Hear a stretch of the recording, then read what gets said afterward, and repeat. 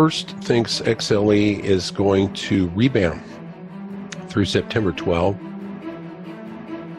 move lower into late October, and then rebound into January.